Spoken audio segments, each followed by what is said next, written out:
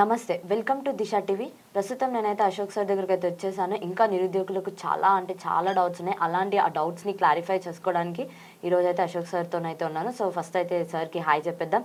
నమస్కారం సార్. నమస్తే అమ్మ. సో చెప్పండి సార్, అసలు ప్రజెంట్ గవర్నమెంట్ ఎలా ఉంది అని మీరు అనుకుంటున్నారు ఈ విద్యా వ్యవస్థలో? ఈ ప్రభుత్వం అధికారంలోకి వచ్చిందే నిరుద్యోగులు అనే ఒక పాయింట్ మీద అధికారంలోకి వచ్చింది. నిరుద్యోగులు కష్టపడితేనే ప్రభుత్వం ఇవాళ నిలబడింది. కానీ ఆ స్థాయిలో ప్రభుత్వం నిరుద్యోగులకు ప్రియారిటీ ఇవ్వలేదని నేను భావిస్తున్నాను. దానికి గల ఉదాహరణ, ఇప్పటిదాకా విద్యాశాఖ మంత్రిని ఇప్పటి వరకు ఆయన ఏర్పాటు చేయలేదు. రెండవది, ఇప్పటి వరకు ఇచ్చిన ఉద్యోగాలని గత ప్రభుత్వం ఇచ్చిన ఉద్యోగాలే తప్ప ఇప్పటి వరకు కొత్త నోటిఫికేషన్ కూడా ఇవ్వలేదు. కాబట్టి ఈ ప్రభుత్వం నిరుద్యోగుల ప్రభుత్వం అనుకుంటే ప్రత్యేకంగా నిరుద్యోగ మంత్రిత్వ శాఖని ఏర్పాటు చేయాలా, విద్యాశాఖ మంత్రిని ఏర్పాటు చేయండి. ఎందుకంటే రాష్ట్రం యొక్క భవిష్యత్తు ఈ 30 లక్షల మంది నిరుద్యోగులపైనే ఆధారపడి ఉందని భావిస్తూ ఉన్నాను. సో సార్, యాక్చువల్గా చెప్పాలంటే వాళ్ళు జాబ్ క్యాలెండర్ అయితే రిలీజ్ చేశారు కదా, మరి ఫాలో అవుతారని మీరు అనుకుంటున్నారా? జాబ్ క్యాలెండరు మొన్న ఎన్నికల మేనిఫెస్టోలు ఇచ్చారు. దానికోసం కూడా ప్రయత్నాలు జరుగుతున్నట్టుగా నాకు సమాచారం ఉంది. కాబట్టి జాబ్ క్యాలెండర్ అయితే ఏర్పాటు చేసే అవకాశాలు అయితే ఉన్నాయి. కానీ ఇప్పటికీ బాగా ఆలస్యమైంది. తక్షణమే జాబ్ క్యాలెండర్ ఇస్తే రేపు మీకు పార్లమెంట్ ఎన్నికల్లో నిరుద్యోగులు నమ్మడానికి అవకాశం ఉంది. కానీ ఇంకా తాత్సారం చేయకుండా విద్య, నిరుద్యోగిత ఈ రెండు అంశాల పైన ప్రభుత్వం ప్రధానంగా దృష్టి పెడితే నమ్మకాలు కావడానికి అవకాశాలు ఉంటాయి. సో సార్, ఇప్పుడు ప్రజెంట్ చెప్పాలి అని అంటే సిచ్యువేషన్ ఎలా ఉందంటే జియో 46 అయితే ఏదైతే ఉందో వాళ్ళైతే మంత్రులందరూ హామీ ఇచ్చారు, కానీ అది నెరవేర్చుకోలేదు. మొన్న మనం చూసినా కూడా రిక్రూట్మెంట్ బోర్డులో. సో దాని మీద మీరు ఏమనుకుంటున్నారు అసలు? అంటే గవర్నమెంట్ సైడ్ నుంచి అది ఎవరి మిస్టేక్ అని అనుకుంటున్నారు? ఇది గత ప్రభుత్వం చేసినటువంటి మిస్టేక్. 46 అనే జీవో తీసుకురావాల్సిన అంశం లేదు, కానీ తీసుకొచ్చింది. అయితే ఈ జీవో నెంబర్ 46 పైన అసెంబ్లీలో డిప్యూటీ సీఎం బట్టి విక్రమార్క గారు జీవో నెంబర్ 46 అన్యాయం, మేము అధికారంలోకి వస్తే దాన్ని తీసేస్తామని చెప్పారు. అలాగే దుద్దిల్ల శ్రీధర్ బాబు అనే మంత్రి కూడా ఇది అన్యాయం అని చెప్పేసి అసెంబ్లీలో మాట ఇచ్చిండు. కోమారెడ్డి వెంకరెడ్డి మాట ఇచ్చిండు. అలాగే అప్పుడున్నట్టు పీసీ అధ్యక్షుడు ప్రస్తుతం ముఖ్యమంత్రి కూడా మీకు అన్యాయం జరగకుండా చూస్తామని స్పష్టంగా చెప్పారు. కానీ ఆ దిశగా ప్రయత్నాలు, మీటింగులు పెట్టి చర్చలు పెట్టారు, కానీ జీవో నెంబర్ 46కు మాత్రం పరిష్కారం కనుగొనలేదు. మరి పరిష్కారం లేనప్పుడు మీరు ఎందుకు హామీలు ఇచ్చారు? హామీలు ఇచ్చారు, అమలు చెయ్యలేని హామీని మీరు ఎందుకు ఇచ్చారు? హామీ ఇచ్చి అమలు చేయలేదంటే మీరు నిరుద్యోగులని 100% 46 జీవో యొక్క బాధితులని ఈ కాంగ్రెస్ గవర్నమెంట్ మోసం చేసింది. మీ ప్రభుత్వం మీ చేతిలో ఉన్నప్పుడు 5,000 ఉద్యోగాలు ఉన్నాయి, టీఎస్పీసీ ఉద్యోగాలు. మరి 5,000 ఉద్యోగాలు టీఎస్పీసీ ఉద్యోగాలు ఉన్నప్పుడు నెక్స్ట్ నోటిఫికేషన్ ఇస్తామని కబుర్లు చెప్పే బదులు అదే టీఎస్పీసీ ఉద్యోగాలు మరో 2,000 ఉద్యోగాలు ఇస్తే బాధితులకు న్యాయం జరిగేది కదా. అంటే మొత్తం మంది న్యాయం చేయకపోయినా దాంట్లో జీవో నెంబర్ 46 ఇప్పుడు సాధ్యాసాధ్యాలు ఒకవేళ కోర్టుకు పోతే ఇబ్బందుల పాలైద్దని మీరు భావిస్తే మరి టీఎస్పీ సంబంధించి మిగతా ఉద్యోగాలు ఆ జీవో నెంబర్ 46 అనేది ఓన్లీ ప్రధానంగా టీఎస్పీసీ అండ్ కమ్యూనికేషన్ సంబంధించిన కానిస్టేబుల్ యొక్క పంచాయతీ. వీళ్ళకి అదనంగా కనీసం 2,000 ఉద్యోగాలు ఇస్తే ఒక 70 to 80% విద్యార్థులకు న్యాయం చేయడానికి అవకాశం ఉండే. మరి ఎందుకు మీరు హామీలు ఇచ్చారు? మరి తెలియకుండా ఎందుకు హామీలు ఇచ్చారు?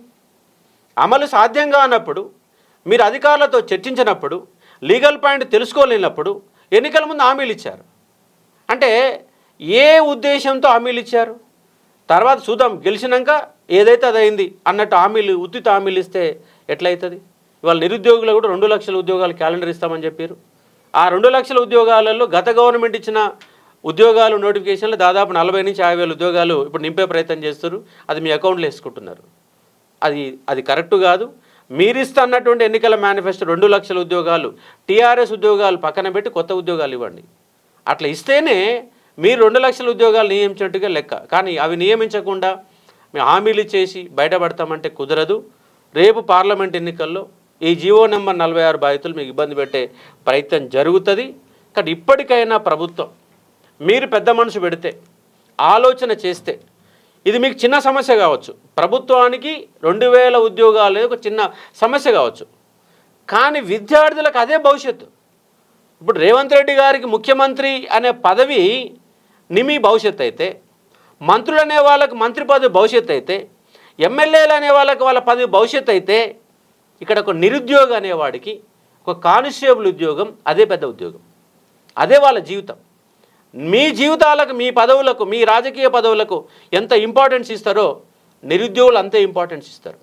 మీకు నిజంగా చిత్తశుద్ధి ఉంటే అమలు చేయాల, హామీ ఇచ్చాం, హామీకి వెళ్ళి మేము తప్పించుకోం, అమలు చేసేంత ధైర్యం మాకుందనుకుంటే ఇప్పటికైనా అవకాశాలు ఉంటాయి. ఎక్సెస్గా ఉద్యోగాలు చేయండి, ఎక్కువ చేయండి, ఇస్తే అది న్యాయం చేయడానికి అవకాశం ఉంది. ఇక్కడ జీవో నెంబర్ 46 బాధితులని మోసం చేస్తే ఇంక 5 ఏళ్ళు ఉన్నది మీ గవర్నమెంట్. తర్వాత ఇచ్చే హామీలకు ఎక్కడ కూడా మీకు మీ హామీలను నమ్మడానికి అవకాశాలు ఎక్కువ ఉండవు. ఇక్కడ నిరుద్యోగులు తలుచుకుంటే ప్రభుత్వాలు కూలిపోయినాయని నిరూపించారు. ఒకప్పుడు అస్సాం గణ పరిషత్ అనే ఒక పార్టీ ఏర్పడి అక్కడ ప్రభుత్వాలు ఏర్పాటు చేసినాయి. ఇవాళ నిరుద్యోగులు కనుక తలుచుకుంటే, ఇప్పుడు నేను ఇవాళ చెప్తున్నాను, 2016లో చెప్పాను, 2023లో ప్రభుత్వాన్ని కూలదోసేది నిరుద్యోగులే, రాబోయేది నిరుద్యోగ ఉద్యమం అని చెప్పాను. మళ్ళీ ఇవాళ చెప్తున్నా, ఇది 2024.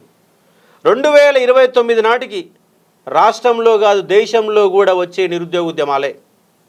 ఎందుకంటే ఇవాళ నిరుద్యోగుల సంఖ్య పెరుగుతుంది, ప్రతి ఒక్కళ్ళు చదువుకుంటున్నారు, చదువుకునే స్థాయిలో అవకాశాలు దొరకడం లేదు. బీటెక్ చేసిన వాడికి కనీసంగా డిగ్రీ పూర్తి చేసిన వాడికి, బీటెక్ చేసిన వాడికి, ఎంఏలు చేసిన వాడికి, పీజీలు చేసిన వాడికి 10,000 రూపాయల జీతం కూడా దొరకని పరిస్థితి ఇప్పుడు రాష్ట్రంలో ఉంది, దేశంలో ఉంది. పెరుగుతున్నటువంటి నిరుద్యోగిని ఆపాలంటే మీరు కొత్త వ్యవస్థలను తయారు చేయాలి, ప్రైవేటు రంగంలో కొత్త ఉత్పత్తులు చేయాలి. వాళ్ళు తెలంగాణ రాష్ట్రం చూడండి, పరిశ్రమలన్నీ ఆంధ్రలో గుప్పెట్లో ఉన్నాయి. ఇక్కడ నీళ్లు తీసుకొని, ఇక్కడ భూమి తీసుకొని, ఇక్కడ ప్రభుత్వాలకి లబ్ధి పొంది, ఇక్కడ మార్కెట్ను ఉపయోగించుకొని ఇవాళ ఇచ్చే ఉద్యోగాలన్నీ ఆంధ్ర వాళ్ళ కట్టబెడుతున్నారు. ఇవాళ ఫార్మా రంగం చూడండి, ఫార్మా రంగంలో 95% ఆంధ్ర గుప్పెట్లోనే ఫార్మా రంగం ఉంది. కానీ 10% ఉద్యోగులు కూడా తెలంగాణ బిడ్డలు లేరు. 90% ఆఫ్ ఎంప్లాయీస్ ఆంధ్ర వాళ్ళే. పరిశ్రమ మరి ఆంధ్ర వాళ్ళ పరిశ్రమ ఉన్నప్పుడు ఆంధ్ర ప్రాంతంలో ఏర్పాటు చేసుకోండి. తెలంగాణ ప్రాంతంలో పరిశ్రమ కావాలా, తెలంగాణ భూమి కావాలా, తెలంగాణ నీళ్లు కావాలా, తెలంగాణ పెట్టుబడులు ఉపయోగించుకోవాలా, తెలంగాణ మార్కెట్ కావాలా. హైదరాబాద్ మీకు అద్భుతంగా కనబడుతుంది, కానీ హైదరాబాద్లో మా బిడ్డలకు ఉద్యోగాలు ఇవ్వరు. ఇది ఇవాళ జరుగుతున్నటువంటి సత్యం. ఈ సత్యం ఎప్పుడైతే నిరుద్యోగులకు బోధపడుతుందో అప్పుడు ఏ ప్రభుత్వాలు కూడా నిలబడవు. ఇది ఎక్కువ కాలం ఏం పట్టదు. మరో నిరుద్యోగ ఉద్యమం, ఒక తెలంగాణ ఉద్యమం అయితే ఏ విధంగా కొనసాగిందో వచ్చే 5 సంవత్సరాల తర్వాత తెలంగాణ ఉద్యమానికంటే ఒక భయంకరమైన ఉద్యమం నిరుద్యోగ ఉద్యమం రాబోతుంది. ఇది పాలకులు గమనించకపోతే నష్టపోయేది మీరే. ఎందుకంటే వల్ల రాజకీయాలకు వచ్చేవాడు సగం తెలివితో వస్తున్నాడు, సగం నాలెడ్జ్తో వస్తున్నారు. వాళ్ళు కేవలం రాజకీయాలు మాత్రమే చేస్తున్నారు. నిరుద్యోగుల గురించి, ఉపాధి గురించి, రాష్ట్ర భవిష్యత్తు గురించి ఆలోచన చేయలు. కమిషన్ల కక్కుర్తి పడి ఒక మేడిగడ్డ లాంటి మేడిపండు ప్రాజెక్టులు కట్టి లక్షల కోట్ల రూపాయలు వాళ్ళ టీఆర్ఎస్ నాయకులు జేబులలో వేసుకున్నారు. కానీ ఒక్క రోజన్నా కేటీఆర్ కానీ కేసీఆర్ కానీ తెలంగాణ నిరుద్యోగుల గురించి ఏ రోజు పట్టించుకోలేదు. ఒక్క ప్రైవేటు ఉద్యోగం గురించి మాట్లాడలేదు. 100 కంపెనీలు చేసిన లెక్కలు గొప్పలు చెప్పారు, కానీ ఒక్క తెలంగాణ బిడ్డకు ఉద్యోగం రాలేదు. ఇవాళ కాంగ్రెస్ గవర్నమెంట్ కూడా అదే విధంగా పరిపాలన చేస్తున్నది. మార్పు రావాలా. తెలంగాణ బిడ్డలకు 75% రిజర్వేషన్లు కల్పిస్తూ ఉన్నారు స్థానికంగా. ఇక్కడి వరకు ఒక్క మీటింగ్ కూడా జరుగుతున్నట్టు ఆశాభావం కూడా కనబడటం లేదు. కాబట్టి ఈ 2 లక్షల ఉద్యోగాల నింపే వరకు ఈ అశోక్ సార్ నిరుద్యోగుల వెంటనే ఉంటాడు. కంపల్సరీ కొట్లాడుతాం, మరొక నిరుద్యోగ ఉద్యమాన్ని కంపల్సరీ నిర్మిస్తామని స్పష్టంగా చెప్పాల్సుకున్నాను. జనరల్గా మనం చూసుకున్నా కూడా ఉస్మానియా యూనివర్సిటీలో మీరు కానీ లేకపోతే బల్మూర్ వెంకట్ ఎవరైతే ఎమ్మెల్సీ ఉన్నారో మీరందరూ చర్చ పెట్టారు కదా sir, Group 1, Group 2, Group 3, Group 4 and GO 46 అని. అప్పుడు ఆల్మోస్ట్ ఆల్ మీకు ఎలాంటి టైప్ ఆఫ్ కంప్లైంట్స్ వచ్చాయి నిరుద్యోగుల నుంచి? మొత్తం నిరుద్యోగుల మేము డిబేట్ చేసినప్పుడు వివిధ రకాల అంశాలు అక్కడ చర్చకు వచ్చినప్పటికీ ఆ ప్రోగ్రాం మొత్తం కూడా జీవో నెంబర్ 46 వాళ్ళే హైజాక్ చేసుకొని మాకు న్యాయం చేయకపోతే మేము నిమ్మలంగా ఉండమని స్పష్టంగా చెప్పారు. డిబేట్కి వచ్చినటువంటి బల్మూర్ వెంకట్ గారు కూడా ఎక్కడ కూడా ఆయన ప్రయత్నం లోపం లేకుండా ఆయన ఎంత కృషి చేయాలో ఆయన కృషి చేశాడు. కానీ ఆ స్థాయికి మించి కూడా ముఖ్యమంత్రి గారితో, డీజీపీతో, సిఎస్తో అందరితో మీటింగ్ ఏర్పాటు చేసి బల్మూరి వెంకట్ యొక్క కృషిలో కూడా ఆయన 100% ఆయన పరిధిలో ఉంటే 1000% కష్టపడ్డాడు. కానీ ఇప్పుడు నిర్ణయం తీసుకోవాల్సింది ప్రభుత్వం. కానీ ప్రభుత్వం ఏమో ఆ నిర్ణయం తీసుకోలేకపోయింది. వాళ్ళకు చిన్న అంశంగా 46 అనే ఒక జీవో ఒక చిన్న అంశంగా మారిపోయింది. వాళ్ళు నిజంగా ఇది నిరుద్యోగుల యొక్క ప్రభుత్వం అని కనుక అనుకుంటే న్యాయం చేసేది. కానీ ఆ స్థాయిలో వాళ్ళు నిర్ణయం తీసుకుంటారనే ఒక ఆశాభావం నాకు కూడా లేకుండా పోతుంది. సో సార్ నెక్స్ట్ మనం చూసుకున్నా కూడా గురుకుల రిజల్ట్స్ అయితే మొన్న వచ్చాయన్నమాట పీజీటీ. మరి జేఎల్ డిఎల్ కాకుండా ఎందుకు ముందే పీజీటీ వచ్చిందని కూడా చాలా మంది అయితే మొన్న స్ట్రైక్ చేయడం జరిగింది. మరి దాని గురించి మీరు ఏమనుకుంటున్నారు సార్? ఆల్రెడీ నా ఛానల్లో కూడా నేను స్పష్టంగా చెప్పాను. వాస్తవంగా ఇవి 4 రకాల ఉద్యోగాలు ఉన్నాయి. ప్రధానంగా 4 రకాలు ఉన్నాయి. Degree lecturer, junior lecturer, post graduate teacher, trained గా టీచర్ 4 రకాల ఉద్యోగాలు ఉన్నాయి. దాంతోపాటు లైబ్రరీ ఉంది, ఆర్ట్ అండ్ క్రాఫ్ట్ ఉన్నాయి. ఇవన్నీ కూడా ఉద్యోగాలు ఉన్నాయి. అయితే ఇది పై స్థాయి నుంచి కింది స్థాయికి ఉద్యోగాలు నింపాలి. డిఎల్, తర్వాత జేఎల్, తర్వాత పీజీటీ, తర్వాత టీజీటీ డిసెండింగ్ ఆర్డర్లో నింపాలి. అలా నింపకుండా కింద ఉన్నటువంటి పీజీ రిజల్ట్ ఇచ్చారు. ఇక్కడ ఈ డిసెండింగ్ ఆర్డర్ను అమలు చేస్తూ ఒకే అభ్యర్థికి ఇవాళ చూడండి, ఒక తెలుగు సబ్జెక్ట్ చూపిస్తే పీజీటీలో 157 మంది ఉంటే సేమ్ అదే సభ్యులకి, సేమ్ అదే పిల్లలకి, అదే విద్యార్థులకి జేఎల్లో 157 మందికి ఉద్యోగాలు వచ్చినాయి. ఇప్పుడు వాళ్ళు పీజీటీలో ఎంప్లాయీగా జాయిన్ అయ్యారు, రేపు జేఎల్లో ఇంటర్వ్యూకి మళ్ళీ పోతున్నారు. వాళ్ళకి జేఎల్ వస్తే పీజీటీ ఏం చేస్తారు? వదిలిపెడతారు. అలా వదిలిపెట్టకుండా మీరు పైన ఉన్నటువంటి రీలింక్విష్మెంట్ అనే ఆప్షన్ కనుక తీసుకుంటే విద్యార్థులకు వెళ్ళి స్వచ్ఛందంగా మాకు పై స్థాయి ఉద్యోగం వస్తే ఈ ఉద్యోగాన్ని వదిలిపెట్టుకుంటా కనుక రీలింక్విష్మెంట్ యొక్క ఫామ్ను కనుక నింపించుకుంటే ఈ సమస్య వచ్చేది కాదు. మరి అధికారులకు తలకాయ ఉందా లేదా అర్థం కావట్లేదు. ప్రభుత్వానికి ఈ గురుకుల నియామకాలు ఎలా జరుగుతున్నాయనే సోయి లేదు. ఎందుకు సోయాలంటే అటు విద్యాశాఖ మంత్రి లేడు. విద్యాశాఖ మంత్రి లేనప్పుడు ఎవడు చెప్పుకోవాలా? ముఖ్యమంత్రి పోయి కలవలేరు. ఆ అధికారులు పోతే వాళ్ళ సగం నాలెడ్జి, వాళ్ళ అడ్మినిస్ట్రేషన్ నాలెడ్జ్ ఉంది, కానీ ఈ నియామకాల పక్కన ఏమైనా లేదు. మరి ఇక్కడ విద్యాశాఖ కార్యదర్శి బుర్రా వెంకటేశం గారు అన్న జోక్యం చేసుకోవాలి కదా. ఆయన జోక్యం చేసుకోడు. మల్లేబట్టి గారికి పోతేనేమో అసలు మాకేం సంబంధం, ప్రభుత్వం అట నింపడం అటు నింపుతాం, అట నింపడం చెప్పడం నువ్వెందుకు అధికారికి? మల్లేబట్టి అనే వ్యక్తి సెక్రటరీ ఎందుకు? ప్రభుత్వానికి మీరు అవగాహన కల్పించలేని శాతగానున్నప్పుడు రిజైన్ చేసి వెళ్ళిపోండి. నిరుద్యోగులకు అన్యాయం చేసే కార్యదర్శి మనకు అవసరమా? మల్లేబట్టి అనే వ్యక్తికి తెలుసు 2018లో కూడా స్వచ్ఛందంగా విద్యార్థులు వదులుకున్న రీలింక్విష్మెంట్ ఆప్షన్ని గత ప్రవీణ్ కుమార్ ట్రిబు యొక్క చైర్మన్గా ఉన్నప్పుడు ప్రవీణ్ కుమార్ సార్ దాన్ని అమలు చేశారు. మరి ఇప్పుడు ఎందుకు అమలు చేయడానికి రోగం వస్తుంది? వాస్తవంగా పీజీటీ అనేది ఇప్పుడు ఆగమాగం ఎందుకు నింపుస్తున్నారు? రేపు జూన్లో కదా పరీక్షలు, మన స్కూల్లో ఎడ్యుకేషన్ స్టార్ట్ అయ్యేది మళ్ళీ జూన్లో కదా. ఇప్పుడు కొత్తగా నియామకం చేసి వీళ్ళు పరీక్ష పెట్టాలనా? జూన్లోగా అందిస్తే సరిపోతుంది. వీళ్ళు ఎగ్జామ్లు ఆగమాగం పెడతారు, రిజల్టులు ఆగమాగం పెడతారు. మరి 10 ఏళ్ల సంది గాడిద పండ్ల చూందా టీఆర్ఎస్ గవర్నమెంట్? ఎన్నికల ముందు నోటిఫికేషన్లు ఇవ్వడం ఎందుకు? వీళ్ళు ఎన్నికల ముందు నియామకాలు ఎందుకు? మరి కాంగ్రెస్ గవర్నమెంట్ కూడా ఎన్నికల ముందు నియామకాలు ఎందుకు? నియామకాలకు ఎన్నికలకు ఏంటి సంబంధం? సంబంధం లేదు కదా. సంబంధం లేనప్పుడు పై స్థాయి నుంచి డిఎల్, జేఎల్, పీజీ, టీజీటీ కనుక ఉద్యోగాలు నింపుంటే ఇవాళ రోడ్డు పడే విద్యార్థులు ఉండి ఇవాళ రేపు వాళ్ళు ధర్నా కార్యక్రమాన్ని కూడా ఏర్పాటు చేసుకుంటారు ఇందిరా పార్క్ అడ. అంటే ప్రతి విద్యార్థిని అంటే వాడు ఎగ్జామ్ అప్లికేషన్ చేసిన కానించి ఉద్యోగం పొందినాక టెన్షనే పడుతున్నాడు.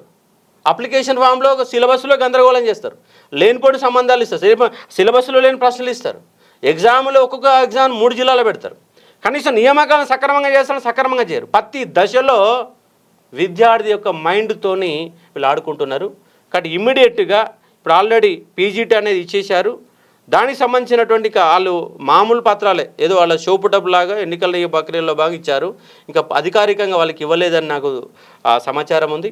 కాబట్టి ఇప్పటికైనా రీలింక్విష్మెంట్ అనే ఆప్షన్ని ఉపయోగించుకొని డిసెండింగ్ ఆర్డర్లో ఉద్యోగాలు నింపి ఒక్క ఖాళీ లేకుండా ఇవ్వండి. మన గ్రూప్ 4 రిజల్ట్ ఇచ్చారు, జిఆర్ఎల్ ఇచ్చారు. జిఆర్ఎల్ ఏముంది? మార్కుల లిస్ట్ ఉంది, రిజర్వేషన్ ఉన్నది, ర్యాంక్ ఉన్నది, అన్నీ ఉన్నాయి. మరి వీళ్ళెందుకు ఇయ్యరు? మరి తెలంగాణ పబ్లిక్ సర్వీస్ కమిషన్ అంటే మీకు గొప్ప కమిషన్, మీ ట్రిప్ ఏమన్నా? మరి ట్రిప్ వాళ్ళు కూడా గురుకుల బోర్డు వాళ్ళు కూడా జిఆర్ఎల్ ఇవ్వాలి. జిఆర్ఎల్ కనుక ఇస్తే జిఆర్ఎల్ ఇచ్చి డిసెండింగ్ ఆర్డర్లో పెడితే రీలింక్విష్మెంట్ ఆప్షన్ కనుక ఇస్తే ఈ సమస్య పరిష్కారం అనేది అవుతుంది. ఇక్కడ ప్రభుత్వానికి రిక్వెస్ట్ చేస్తున్నాం, ప్రభుత్వ పెద్దలు జోక్యం చేసుకోండి, నిరుద్యోగులు రోడ్ల మీద తిప్పకండి. ఎందుకంటే వాళ్ళ భవిష్యత్తు బంగారు భవిష్యత్తు. ఏళ్ల కొద్ది చదువుతారు. డిగ్రీ పూర్తయిన తర్వాత 10 ఏళ్ల పాటు ఉద్యోగాలు ఇవ్వాలి టీఆర్ఎస్ గవర్నమెంట్, దిక్కుమాలిన గవర్నమెంట్. మీ ప్రభుత్వం వస్తే న్యాయం జరుగుతుంటే మీరు కూడా విద్యార్థులు రోడ్ల మీద తిప్పితే ఎట్లా? కాబట్టి ఒక ప్రభుత్వ పెద్దల ఆలోచన చేసి, సెక్రటరీ గారు ఆలోచన చేసి దీనికి న్యాయం చేయండి, లేకపోతే విద్యార్థుల రోడ్ల పట్టుకొని మళ్ళీ ధర్నాలు చేసే పరిస్థితి మీ గవర్నమెంట్లో తీసుకురావద్దని నేను రిక్వెస్ట్ చేస్తా ఉన్నాను ఈ గురుకుల బోర్డుకి. ఇంకా చూసుకున్నా కూడా సార్, మొన్న TSPLRB బోర్డు ఏదైతే ఉందో, ఏవైతే నియామకాలు 15,000 నోటిఫికేషన్ తో అయితే 15,600 ఉద్యోగాలు కానిస్టేబుల్, ఆ కానిస్టేబుల్ ఏవైతే వచ్చాయో అందులో కూడా 13,000 మాత్రమే ఫిల్ చేశారు. ఇంకొక 2,000 వరకు హోల్డ్ చేశారు అని చెప్పి కొంతమంది అయితే చెప్తున్నారు సార్. మరి అది ఎందుకు? అది కూడా సేమ్ ఇదే సిచ్యువేషన్. కానిస్టేబుల్ కూడా మీరు ఉద్యోగం చేయడానికి సిద్ధంగా ఉన్నారా, వదులుకోవడానికి సిద్ధంగా ఉన్నారా అని ఒక ఆప్షన్ ఇవ్వాలా. ఎస్ఐలు ఇచ్చారు, మరి ఎస్ఐలు ఇచ్చిన కానిస్టేబుల్ ఇస్తే ఏం రోగం? ఉదాహరణ ఎగ్జాంపుల్ చూడండి, కామారెడ్డిలో ఉదాహరణకు ఓ క్యాండిడేట్ ఆల్రెడీ AR కానిస్టేబుల్ చేస్తున్నాడు, TSCS కానిస్టేబుల్ చేస్తున్నాడు. వాళ్ళు మళ్ళీ ఎగ్జామ్ రాశారు.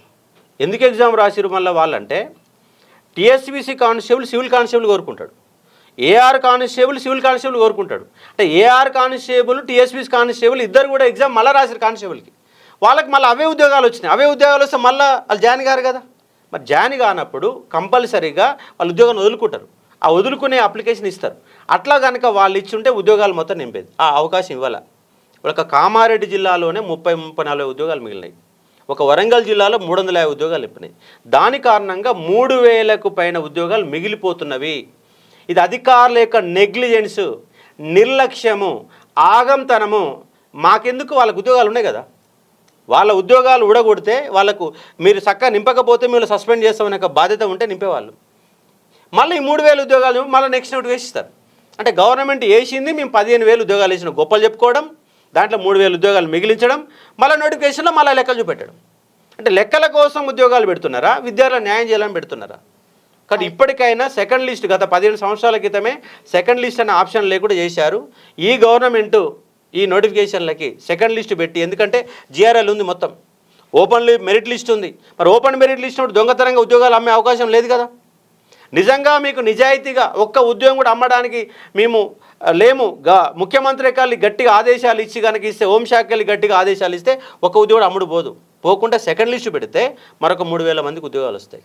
అంటే సార్ వాళ్ళు ఏం చెప్పారు అని అంటే, మాది ఆల్రెడీ మెరిట్ లిస్ట్లో మా పేర్లు అయితే ఉన్నాయి, కానీ ఎప్పుడైతే LB స్టేడియంకి పిలవాల్సి వచ్చిందో అప్పుడు మాత్రమే మమ్మల్ని పిలవలేదు, కానీ అంతకంటే ముందు మేము కూడా సెలెక్ట్ అయినామని చెప్పి ఇచ్చారని కూడా వాళ్ళు చెప్పారు సార్. ఇప్పుడు 15,000 మందికి ఉద్యోగాలు నింపకుండా వీళ్ళు ఏం చేస్తారంటే, ఇప్పుడు మెడికల్ టెస్ట్ పంపిస్తారు. మెడికల్ టెస్ట్లో ఐ 6/6 ఉండదు, తక్కువ ఉందనుకో వాళ్ళు పక్కన పెడతారు. దాంతోపాటు వివిధ రకాల మెడికల్ టెస్ట్ పెట్టాడు, వాళ్ళు అన్ఫిట్ అయితే వాళ్ళు పక్కన, ఆ ఉద్యోగాలు మిగిలిపోతున్నాయి.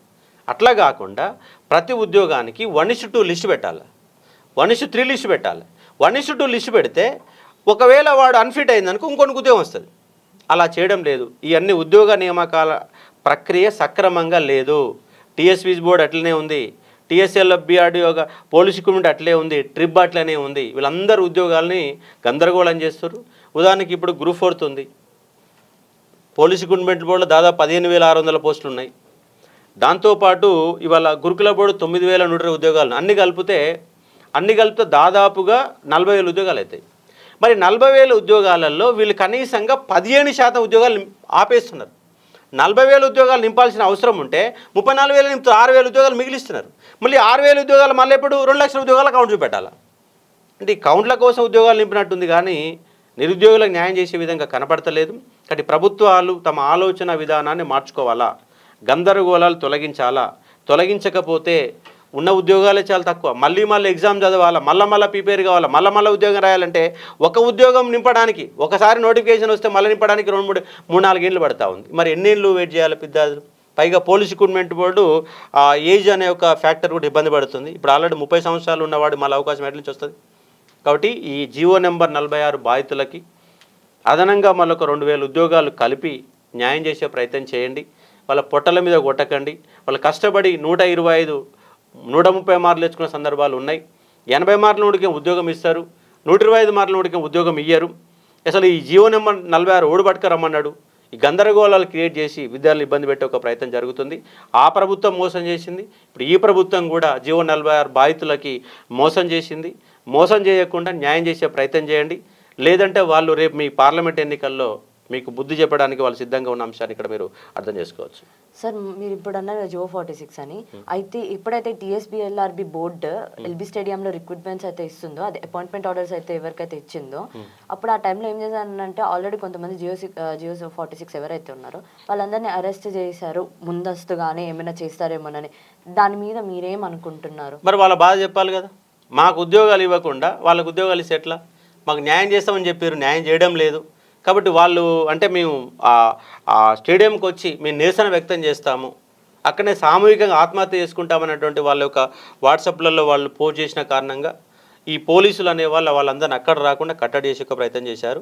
నిరసన వ్యక్తం చేసేందుకు భయపడి ఇలాంటి కార్యక్రమాలు చేసినట్టుగా మనకు తెలుస్తుంది. అయితే దీన్ని బట్టి మనం అర్థం చేసుకోవచ్చా సార్, అంటే గవర్నమెంట్ ఏ స్థితిలో ఉంది, లేకపోతే నిరుద్యోగుల వైపు ఉండట్లేదని? 100%. ఎందుకంటే వాళ్ళకు నిరుద్యోగిత అనేది ఒక చిన్న అంశం.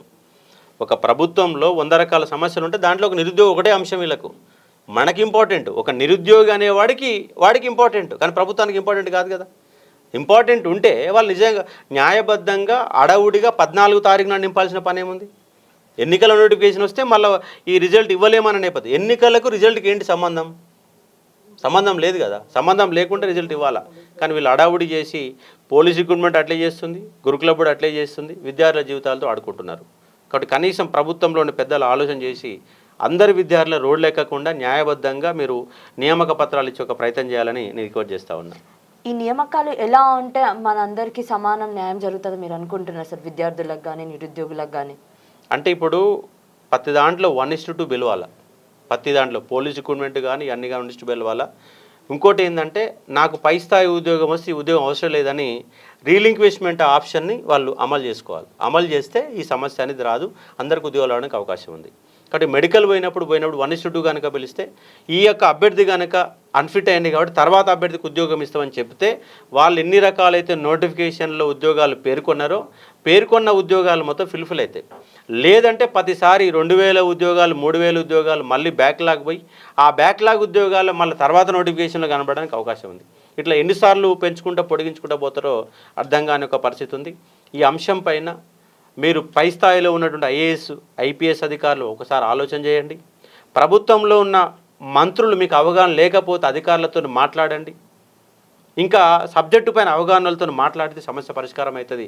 కానీ ఎవరికి అవగాహన లేకుండా, విద్యా వ్యవస్థ పైన అవగాహన లేకుండా ఇలాంటి తప్పిదాలు జరుగుతున్నట్టుగా నేను భావిస్తూ ఉన్నాను. ఇంకా సార్ మరీ ముందుకు వెళ్ళినా కూడా మళ్ళీ వాళ్ళు నోటిఫికేషన్స్ అయితే రిలీజ్ చేసేసి ఎగ్జామ్స్ పెడతామని అయితే చెప్పారు, కానీ ఇంకా పెట్టలేదు కదా. సో ఎప్పుడు ఉండబోవచ్చు సార్ ఎగ్జామ్స్, Group 1 కానీ Group 2 కానీ Group 3 కానీ? ఇప్పుడు Group 2 2 సార్లు రద్దయింది, Group 3 3 సార్లు, Group 2 3 సార్లు వాయిదా పడ్డది, Group 1 ఏమో 2 సార్లు రద్దు, Group 2 3 సార్లు వాయిదా పడింది. ఇంకా Group 3 సంబంధించిన డేట్ రాలేదు. కాబట్టి ఈ వారం 10 రోజులలో TSPSC మేబీ Group 1 అధికారికంగా ప్రకటన వచ్చే అవకాశం ఉంది. కాబట్టి వాళ్ళు అంటే Group 1 కానీ 2 కానీ 3 కానీ ప్రిపేర్ అయ్యే వాళ్ళు మొదలు పెట్టవచ్చు. ఎందుకంటే మనకు మే 26వ తారీఖున Group 1 ఫిలిమ్స్ ఉంది.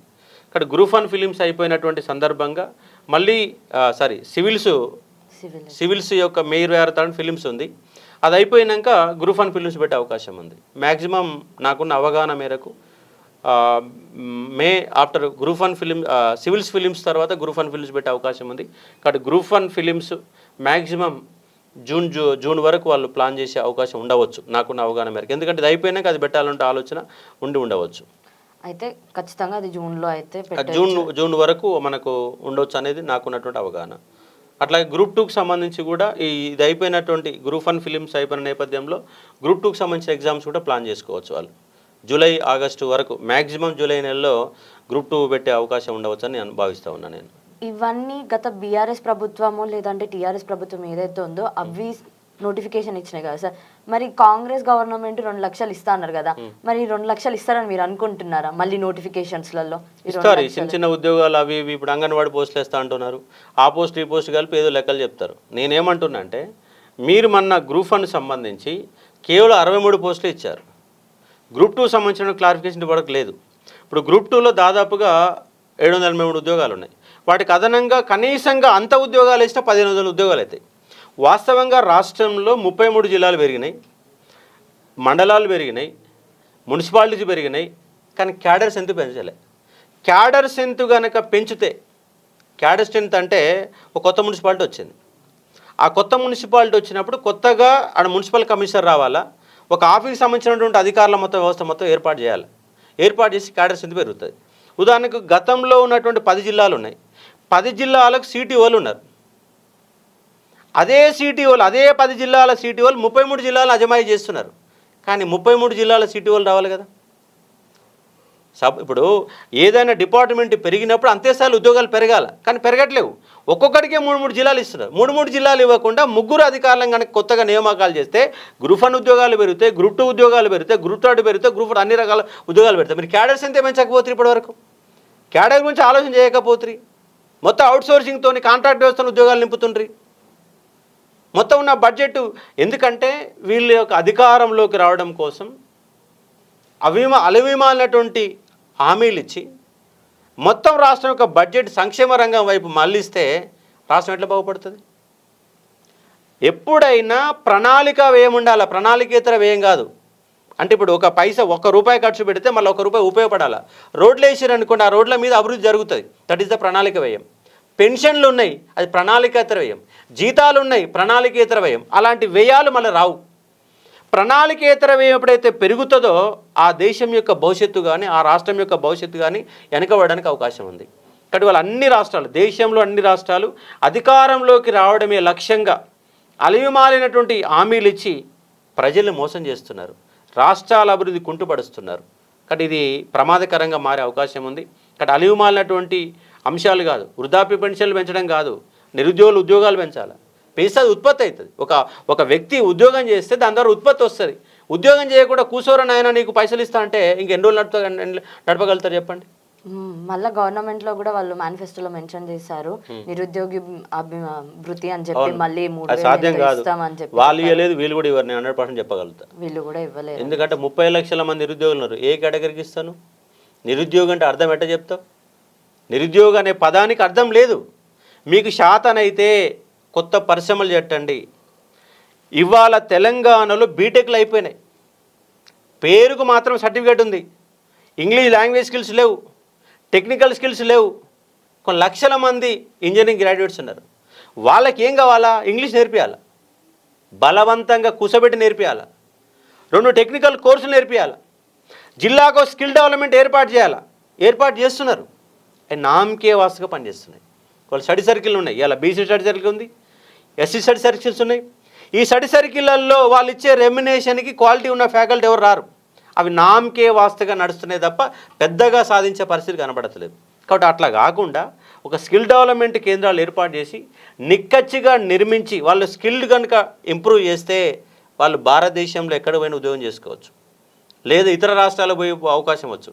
ఆ స్కిల్ డెవలప్మెంట్ ఏర్పాటు వీళ్ళు పకడ్బందీ చెయ్యరు, ఉన్న ఉద్యోగాలను ఆంధ్రలోకి వెళ్ళిపోతాయి. ఇంకా తెలంగాణ ఎట్లా భవిష్యత్తు ఉంటుంది? తెలంగాణ రాష్ట్రం వచ్చినాక ఈ 10 ఏళ్ల కాలంలో టీఆర్ఎస్ గవర్నమెంట్ ప్రైవేటు రంగంలో తెలంగాణ బిడ్డలకు ఉద్యోగాలు ఇస్తేందుకు ఏమైనా ప్రత్యేకమైన చర్యలు తీసుకుందా? ఒక్క చర్య తీసుకోవాలా. స్థానికుల రిజర్వేషన్ అని కల్పించే ప్రయత్నం చేస్తుందా? చేయడం లేదు. మరి ఎన్నికల మేనిఫెస్టోలు 75% ఇస్తామని చెప్పారు. మరి ఎంతవరకు అమలు చేస్తారో చూడాలా. అమలు చేయకపోతే ఇంకో నెల రోజులు ఆగి ఈ ఉద్యోగాల ప్రక్రియ గ్రూప్ 1, గ్రూప్ 2, గ్రూప్ 3 అయిపోయిన మరుక్షణమే ఈ యొక్క స్థానిక రిజర్వేషన్ ప్రైవేట్ రంగంలో 70% ఇస్తామని చెప్పారు.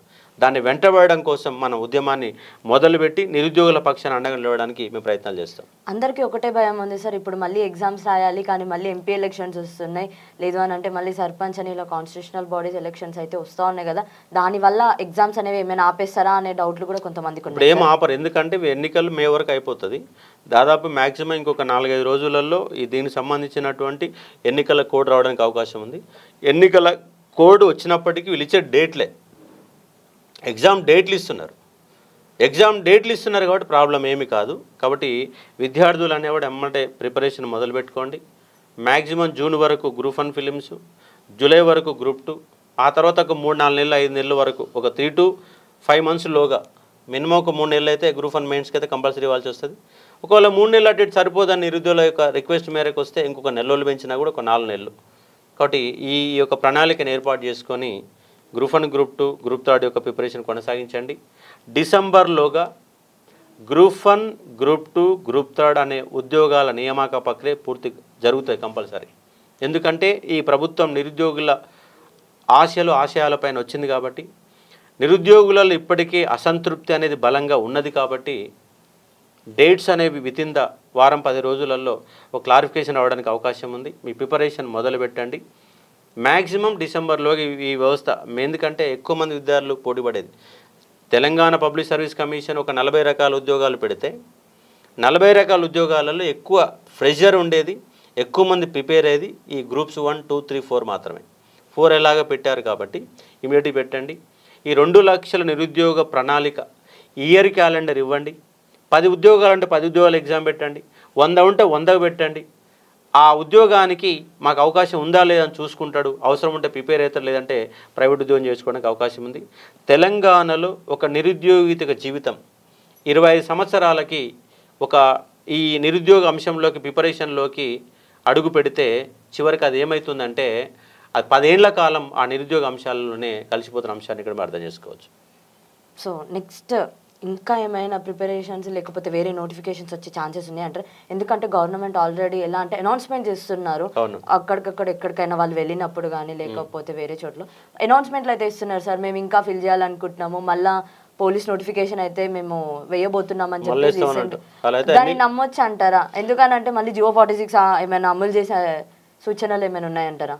అదే ప్రభుత్వం కనుక ఓన్లీ టీఎస్పీఎస్సీ ఉద్యోగాలు మాత్రమే 2000 వరకు పెంచితే కొంతవరకు న్యాయం చేయడానికి అవకాశం ఉంది. వాళ్ళు పెంచుతారా పెంచరా అనేది చూడాలా. నిరుద్యోగ జీవో నెంబర్ 46 బాధితులకు న్యాయం చేయమని నేను మొదటి నుంచి కొట్లాడుతున్నా. ప్రభుత్వం వరకు విషయం అయితే పోగలిగింది. కానీ పెద్దలు కూడా, ప్రభుత్వంలో ఉన్న ముఖ్యమంత్రి స్థాయి వ్యక్తులే పగ్గాలు వదిలిపెట్టినప్పుడు, కాడెత్తేసినప్పుడు మరి ఆ ఉద్యమం యొక్క ఫలితాలు మీ పైన కంపల్సరీ పడతాయి, ఎన్నికల పైన కంపల్సరీ పడతాయి. మీరు ఎన్నికల ఒట్టొట్టిగా ప్రసంగాలు చేయకండి. ఎన్నికల ప్రసంగాలలో నిరుద్యోగుల అంశాలని మరి మాట ఇస్తే మాట ప్రకారం చేయండి. కానీ ఒట్టి ఊకదంపుడు ఉపన్యాసాలు ఇచ్చి నిరుద్యోగుల భవిష్యత్తు వాడుకోవద్దు. ఈ 2 లక్షల ఉద్యోగాలకు సంబంధించి ఒక నిరుద్యోగ ప్రణాళిక, ఎన్నికల మేనిఫెస్టోలో ఏవైతే పేర్కొన్నారో ఇమీడియట్గా నిరుద్యోగ ఇయర్ క్యాలెండర్ రిలీజ్ చేసి దాని ప్రకారం మీరు ముందుకు పోవాలని నేను రిక్వెస్ట్ చేస్తా ఉన్నా. అప్కమింగ్ ఎలక్షన్స్లో ఏమైనా ఎఫెక్ట్ ఉండొచ్చు అంటారా సార్ దీనివల్ల? 100% ఎఫెక్ట్ ఉంటుంది. ఖచ్చితంగా ఊళ్ళల్లో నిరుద్యోగులు అనేవాళ్ళు ఒకప్పుడు టీఆర్ఎస్ పార్టీకి ఒక్కొక్కరు 100 ఓట్లు వేయించి, టీఆర్ఎస్ పార్టీ వ్యతిరేకంగా కాంగ్రెస్కి ఒక్కొక్కరు 100 ఓట్లు వేయించారు. ఇప్పుడు అదే కాంగ్రెస్ పార్టీ వ్యతిరేకంగా మళ్ళీ 100 ఓట్లు వేపిస్తే పార్లమెంట్ ఎన్నికలపైన కంపల్సరీ ఎఫెక్ట్ పడుతుందని చెప్పేసి భావిస్తూ ఉన్నాం. Okay sir, thank you sir, thank you for information. So చూసారు కదండి, ఈరోజు అయితే అశోక్ సార్ ఏవేవైతే చెప్పారో, అండ్ ఖచ్చితంగా గ్రూప్ 1, గ్రూప్ 2 లేకపోతే గ్రూప్ 3 ఏవైనా ఉన్నా కూడా అది ఖచ్చితంగా డిసెంబర్ లోపల అయితే భర్తీ చేసే అవకాశాలు అయితే ఉన్నాయి. సో అందరూ ప్రిపరేషన్ స్టార్ట్ చేయడం బెటర్ అని సార్ కూడా ఆల్రెడీ చెప్పేశారు. అండ్ ఇదే ఈరోజు interview. And I'm Durga Bhavani, signing off from Disha TV.